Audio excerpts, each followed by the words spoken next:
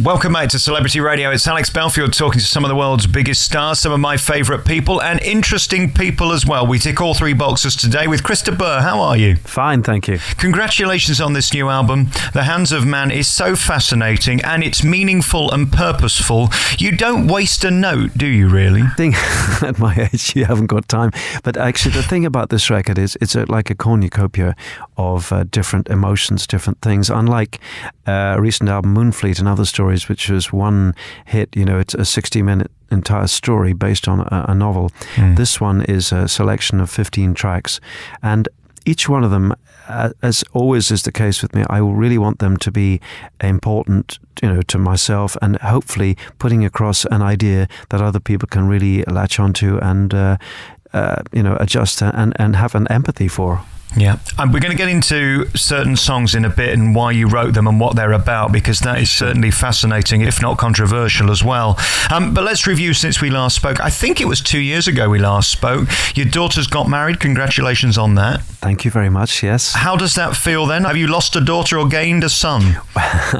Well, her husband, which is a strange way of talking about him still, is a very close friend of the family. We're all mad about him, Wesley Quirk, and I've known him for 7 years now, and the best thing about Wes is we laugh a lot, and he treats my daughter with respect, which is vital, and Rosanna and he get on great.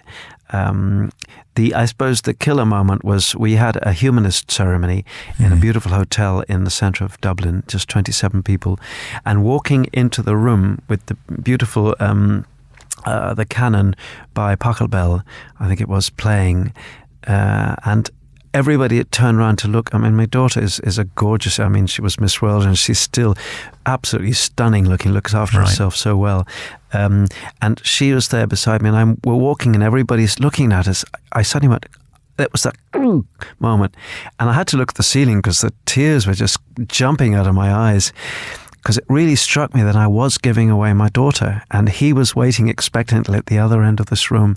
And afterwards, all the young ladies came up and said, "Thanks for destroying our eye makeup," because when they saw me welling up, they all went the same way. But it is a moment, and we actually had 3 weddings. Sort of one was another one that you may have seen in Hello magazine, got 7 pages. In Ibiza, the whole thing, with the whole wedding train, and that was great fun as well. So I had to make 3 speeches, and the third one was we had a June 21st big party close to our home in Ireland for 240 people.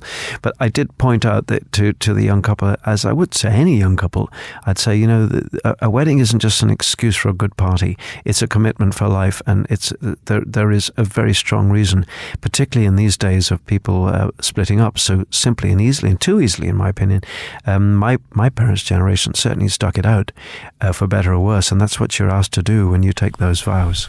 I was talking to somebody actually about this last night, and I wonder which way is better. Is it better now that you can walk away if you're a lady and in an unhappy relationship, or is it better like in the old days that you had no choice in a way and you had to make it work? It's a difficult sort of thing to comprehend, isn't it? I would certainly nowadays I would go for the first of your 2 comments then, that I think if you realise that something is irreconcilably broken, and you do have the right to your own happiness, I think then it is correct that you should make that choice. However, if it's too easy, when you hear about people getting married and then they're split up within a year, I think, well, you obviously shouldn't have got married in the first place. Right. This is clearly a problem there. And I know that in my time, my generation was, you weren't supposed to live together with your future partner. But I think it's absolutely critically important. I would highly, highly suggest that anybody wanting to get married, live together with your partner for a year or 2 or longer, and just get to know each other, and don't go into this commitment of marriage and suddenly realize, oops, he leaves the top of the toothpaste, or else he makes horrible smells in the bathroom, whatever it happens to be.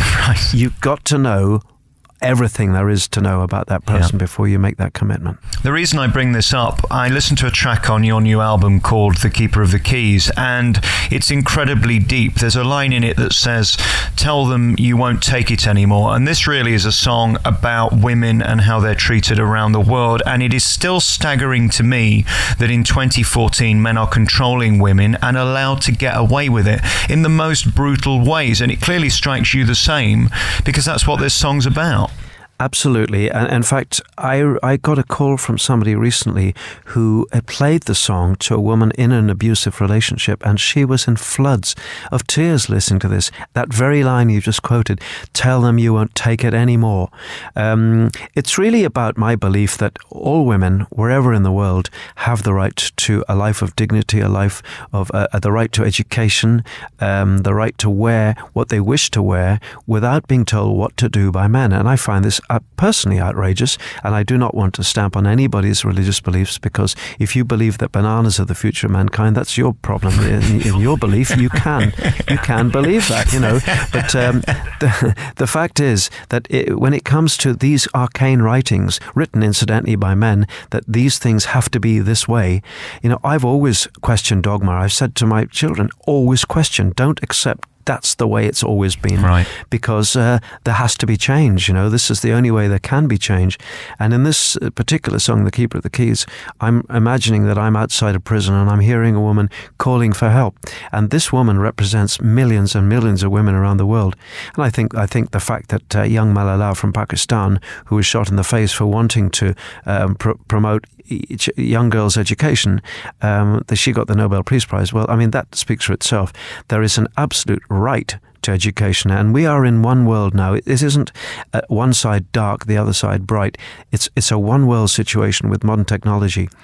Everybody has the right to, and what have these men got to fear? I mean, right. What are they scared of? They're scared of losing their own power. That's what it comes down to. I'm not an educated man, and I know very little about anything, but it still strikes me as odd that you could argue that it's okay to have a woman's face covered when you're in a relationship because you're more important than they are. It has to be wrong. It was interesting. I read an article yesterday that a production in Paris was stopped, a theatre production, because the cast wouldn't perform whilst a lady on the fly was wearing a hijab. What do you feel about that? I mean, would you stop your show? Because this is what this song's about, isn't it? No, I wouldn't stop the show. But for example, as you may know, that I'm a very popular artist in Iran and have been for more than 25 years. The first Westerner to be granted the right to perform there. It didn't happen, although I did go there with some 3 or 4 of us to check things out. And we were told while we were there, we'd probably be able to perform to 1 million people just in the city of Tehran, such as the popularity. Wow. But there were apparently going to be restrictions, which I would not have accepted. For example, men could not sit with women. Again, this thing of women wearing provocative clothing, it's a bit like, as I mentioned, I think probably in an interview recently, can you imagine going to a supermarket to find all the food covered up just in case somebody gets so overwhelmed with hunger they just grab the food? Now, this is the same thing. I do not get that. I mean, the whole thing, what you just discussed about women completely covered up. If that's their choice, fair enough. But if they're told, and I read something astonishing recently, some cleric or other was saying it is divine obligation to wear this kind of stuff. And I went, what? Divine obligation? Even the word divine is a question, a word that I would question instantly. As far as I'm concerned, the smallest boy in Mumbai is as divine as the Pope. No disrespect to the Pope, but we were all utterly equal in the sight of whichever God you believe in. I don't know how you feel. It seems to me this world is getting more crazy by the day, and I hold my head in my hands sometimes and just wonder where we're heading. It seems as if we've almost lost the plot, and we're not seeing the wood for the trees and the trees for the wood anymore. Exactly. And Alex, that's one of the reasons why in this new album I've covered so many different areas, hopefully to provoke people into thinking a little bit. It's not all thoughtful stuff. There's a lot of cheery stuff like "There Goes My Heart Again" and so on. But I would say The Ghost of Old King Richard is historical. I'm just looking at the titles here, and The Fields of Agincourt takes us back into history. But there's one in particular, well, actually two, Through These Eyes, which is about respect for elderly people. You know, when you go into an old folks' home and you see this elderly people, they were once young, running through the trees and running through the woods and stuff like us. And with a bit of luck, we might be elderly and treated respectfully. And I thought the candlestick was beautiful as well. The candlestick, oh yeah, that's a good one. That's again looking at beautiful old artifacts and the skill that's gone into creating something that can be enjoyed through generations. So then this new album is available now. It's out by Krista Burgh. It always has meaning. It always has purpose. And I thank Krista Burgh for coming on the program. The new album is The Hands of Man. Thanks for your time, Chris. Many thanks, Alex.